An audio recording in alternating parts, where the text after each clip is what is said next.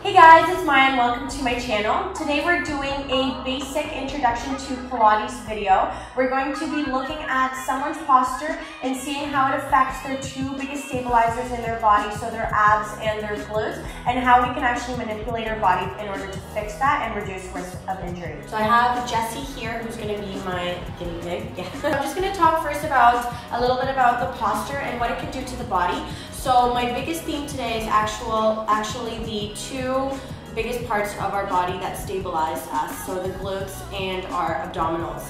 So here, I just wanted to show Jessie's back here, and as you can see, he's a little bit more crunched at the front and a little bit more arched in the back. So the reason I chose Jessie to be my guinea pig today is because this is actually a body posture that is very familiar and it's very common nowadays. The curved back here, what it does is it actually stops from engaging, allowing our body to engage our stabilizers, so the abdominals and the glutes. And I'm just going to show you why that happens. So here I'm going to get Jessie to just hold his hands on his hips. So I just want to show you right now, he has an arched back, and look that his fingers are squeezed into his hips. So when I arch my back, I have this squeeze here at my hip flexors, activating them. What happens is that because they're activated and connected to the lower abdominals, when they're squeezed, we're actually extending our lower abdominals and extending our glutes here, making it very difficult for us to engage those two parts, because what's constantly being engaged is our lower back and our hip flexors. So in order for us to be able to access our lower abdominals and our glutes, we want to make sure to align our pelvis in the right direction. So I'm just going to get Jessie here to do a pelvis tilt for me. Good, and we want to make sure that we're not moving our back, so go ahead and tilt it a little tiny bit more. Good. So we're just engaging the lower abdominals, and you probably saw right away the difference between an extended rectus abdominis and a activated one. Okay, so the next thing I would like to talk to you about is the shoulder girdle.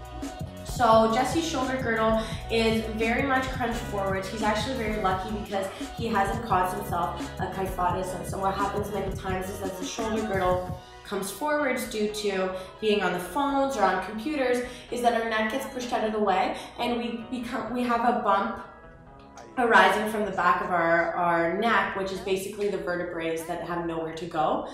So he's lucky here. The only thing that he's created is a tightness in the front here by his collarbones, and then this winging of the shoulder blades back here. So what we want to do in order to correct this is we want to kind of push the lower part, yes, and he's resisting with the pelvis, which is perfect. We just want to extend the front part and start engaging the lats here at the back so that the shoulder can come back into the right position, and the same thing on the other side. So in order to do that, what we need to do is actually activate the serratus. Do you mind just bringing your arm all the way up? Good. Now reach all the way up towards the ceiling for me. Good. So what's happening right now is he's activating his traps over here. The muscles underneath his shoulders are weaker, and that's why they're having a hard time pulling his shoulder back down. So what we want to do is we want to engage these lower muscles like the serratus, the intercostal muscle, lats, and the lower traps. So I'm just going to get Jessie to pull his shoulder down away from his ear for me, without your arm, just your shoulder.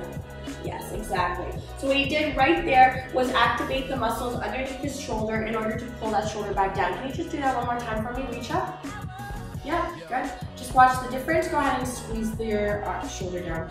Good. So right away you can see the definition in the back. I'm just going to get you to turn around and show the camera how it looks like from the back. Go ahead and reach up.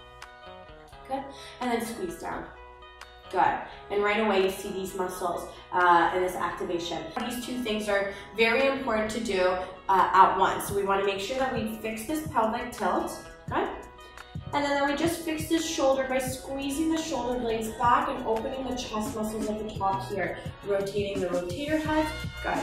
And the elbows in. Nice. What I wanted to show here was what can happen when our feet are weakened and how it affects the rest of our body. So I'm just going to go ahead and get Jessie to push out just like he would normally, and I'll correct him afterwards. So go ahead and just push out and extend your legs. Yep.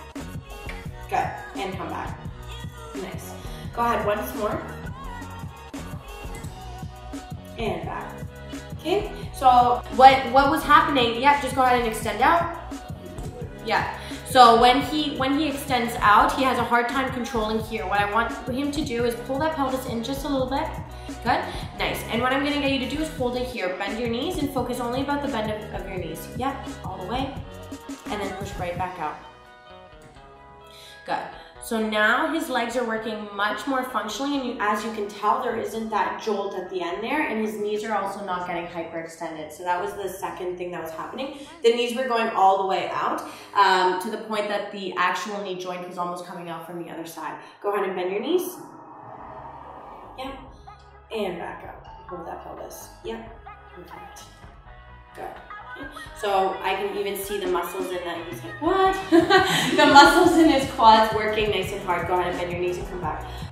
So over here, what I wanted to show was the fact that Jesse has the tendency to keep his knees a little bit more open, wider than his hips, while his ankles are still parallel and underneath his hips. So what happens is that they're just slightly in diamond shape, like this, when he extends. So what I'm gonna get him to do is really try to control the knees over the ankles. Go ahead and extend out for me while holding the pelvis. Good, yeah, so he's doing a very good job trying to resist here. And you can see right away that his ankles are working, his quads are working nice, and come back. Perfect, yes, much more controlled, nice. Last thing I want to do is I want to work on the actual muscles of the feet. So I'm going to get you to flatten your feet up, good. And for males, this is very common. He just also has a little bit of tightness in the ankles, which is fine. Over time, with mobility exercises, it becomes a little bit less tight. So I'm just going to get him to hold his feet up here. Yeah, and you're just going to do the exact same thing. Try to extend out, keep the knees over the ankles. Yep, and the pelvis pulled in. Nice, so now he's having a much harder time because he's trying to control for what his ankles are doing. Go ahead and come back in. Perfect. Now what he needs to watch for is the weight that's being pushed onto his feet. So right now they're much more externally rotated. I want you to think about pressing also on the inside, but keeping the knees over the ankles. Yeah, it's difficult. So the reason why it's difficult for him is because he's tightened certain areas of his leg and lengthened other ones. So when he extends out, he has a really difficult time against those extensions. Go ahead and extend out for me and try to really resist there. Yeah, there we go, good, good. It feels better though. Oh yeah. Yes, yeah, perfect, nice. And come right back. Good. And what you guys can't see here is I'm also seeing a little bit of a bow because again, it's just the tightness of where his legs. So again, we're going to talk about that posterior tilt because it's super, super important. And I'm just going to also mention one more thing here. So when we're in all fours, I did ask him to place his hands further away than his shoulders because we're going to pull the reformer. But normally, we wouldn't want his hands to be further than his shoulders at any point. The other thing is I'm getting his knees to stay under his hips. And one thing that happens with clients is either that they go into their hips and they sit like this because this is more comfortable for their abdominals, or they go into their arms. Yeah, and then they arch their back like this. What we want to do is we want to stay centered. We want to hold our abdominals from the get-go so that they're ready to fire when we're starting. What I'm going to get Jesse to do is I'm going to get him to just pull the reformer slightly, just a little bit until your shoulders are over your hands. Yeah, come back actually. I'm going to just switch this. Go ahead and pull the reformer so that your shoulders are over your hands, right here. Now I'm just going to get you to pull your tailbone all the way down, yes, and pull your back up towards the ceiling. Now what he did here is exactly what we were talking about. When the lower abdominals are weak, we tend to go into our hips or onto our arms just because it's difficult. So I'm going to get you again to think about, yeah, pulling your back up towards the ceiling, yeah, and then don't go into your hips, yes, and then go ahead and just drop your back into my hands. Yeah, good. Go ahead and again, think almost like there's a string that's lifting this part of your back up towards the ceiling. Round it, yeah, there, good. See how he's much more round, and then go ahead and arch your back down.